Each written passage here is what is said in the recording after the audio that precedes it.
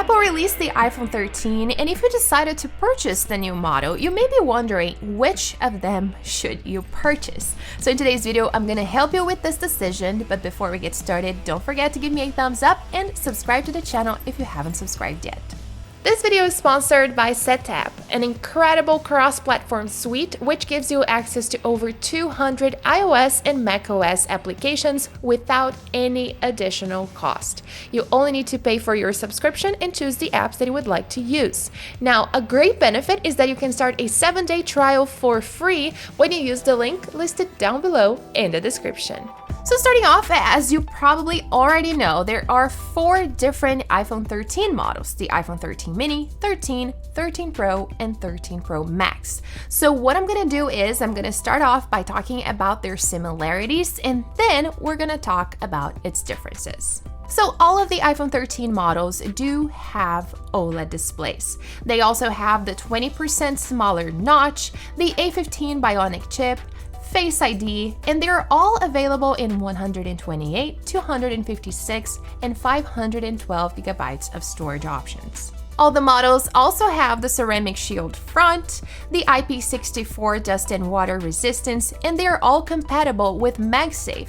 So if you want to use the MagSafe charger, the MagSafe wallet, or any other kind of MagSafe accessories, you can do it with any of the iPhone 13 models. Talking about the cameras, all of the models have the same 12 megapixel front-facing camera with f2.2 aperture. And talking about photography features, all of them have photographic styles, portrait mode, night mode, deep fusion, and smart HDR4. Talking about videography features, all of them feature the new cinematic mode, which I'm sure all of you are excited to test. So they all have cinematic mode in 1080p at 30 frames per second, Dolby Vision HDR video recording in 4K at 60 frames per second, night mode, and time-lapse. Talking about the Lightning connector, all of them still have the Lightning port. No, we do not have USB-C, and all of them have 5G support. And now let's talk about their differences. So one of the things that you will notice is that they are all available in different colors. So if you're looking to purchase the iPhone 13 mini or 13, they will be available in Starlight, Midnight, Blue, Pink, and Product Red. And the iPhone 13 Pro and Pro Max will be available in Sierra Blue, Gold, Graphite, and Silver. The Sierra Blue is the new blue color of 2021. Last year, Apple released the Midnight Blue, if I'm not mistaken, Pacific Blue. I always get the name wrong.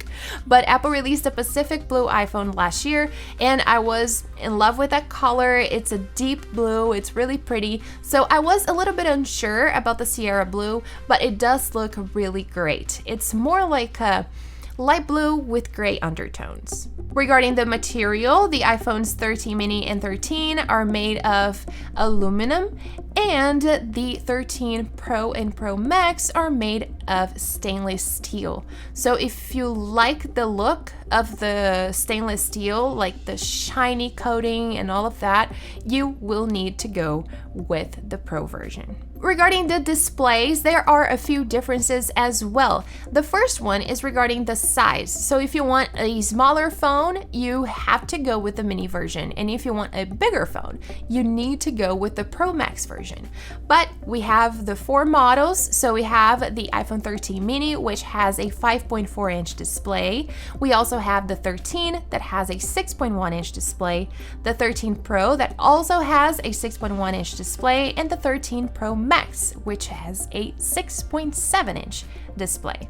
Now, a huge difference this year is that the Pro models finally have the 120 Hz ProMotion technology, and it's also an adaptive ProMotion. So depending on what you're doing at the moment, the refresh rate is gonna change from 10 Hz up to 120. So if you're reading a text on your iPhone, for example, the refresh rate can go down to 10 Hertz. And if you're playing a game, the refresh rate can change to 120. So this is extremely amazing. And if you were patiently waiting for the ProMotion, you have to go with the Pro models. All of the iPhone 13 models do feature the same A15 Bionic chip, but the iPhones 13 mini and 13 have a 4-core GPU, and the Pro models have a 5-core GPU. Regarding RAM, the iPhones 13 mini and 13 have 4 gigabytes of RAM, and the Pro versions have 6 gigabytes of RAM. And let's talk about battery life, because I feel like that this is one of the most important things nowadays in a smartphone. The batteries are all bigger this year, from the mini to the Pro Max. All of them changed and all of them are better. So the 13 mini can have up to 1 hour and a half more battery life if compared to the 12 mini. The iPhone 13 can have up to 2 hours and a half more battery life if compared to the iPhone 12. The iPhone 13 Pro can have up to 1 hour and a half more battery life if compared to the iPhone 12 Pro, and the iPhone 13 Pro Max can have up to 2.5 more hours if compared to the iPhone 12 Pro Max. So we definitely have more battery life in all of the models, and I'm really happy with this. Regarding the storage options, all of the models are available in 128, 256, and 512 gigabytes of storage options.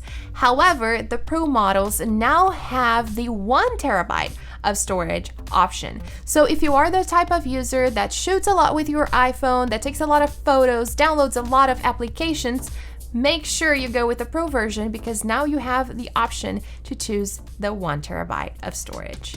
And last but not least, we have to talk about the cameras. Starting off with a telephoto lens, if you really want to have this camera on your iPhone, you have to go with the Pro versions because they're not available in the regular 13s. So this year we have a new telephoto lens with 3 times optical zoom, and last year it was only 2 times, so the zoom is a lot better this time. Talking about the ultra wide and wide lens, the iPhones 13 mini and 13 both have the 12 megapixel f2.4 ultra wide and f1.6 wide cameras, but the Pro versions have the 12 megapixel f1.8 ultra wide and f1.5 wide cameras. This means that they are a lot faster than the other models, and more light can pass through the cameras, which helps a lot with low light photography. So this is why night mode is a lot better this year if compared to the photos taken with the iPhones 12 Pro and Pro Max. Also, if you're not subscribed here on the channel yet, make sure you do, because I will be doing a photo and video comparison between the iPhones 12 Pro Max and 13 Pro Max, so definitely stay tuned for that. And a few other differences regarding cameras is that the Pro models have the Apple Pro RAW and night mode portraits, ProRes video recording up to 4K at 30 frames per second, and the LiDAR scanner for night mode portraits, faster autofocus, and low light and next level AR experiences. And before we jump to the conclusion, I have to mention all the prices to you guys. So the iPhone 13 mini starts at $699, the iPhone 13 at $799, the iPhone 13 Pro at $999, and the iPhone 13 Pro Max starts at $1,099. So in conclusion, which iPhone 13 should you purchase? And I would say that if you are a regular user and if you use your phone to make calls or text or consume social media, like check your Instagram, Facebook, or watch YouTube videos, and you basically do simple tasks on your phone, I don't see a reason to spend $200 or more and go with the Pro version. On the other hand, if you are a Pro user, like Apple likes to call it, and you create a lot of content for social media, you are a content creator, for example, and you take a bunch of photos, you shoot a lot of video with your iPhone, then I can see why the Pro phone is the way to go for you. Also, the new ProMotion, the 120 Hz ProMotion display technology is incredible and it works incredibly well.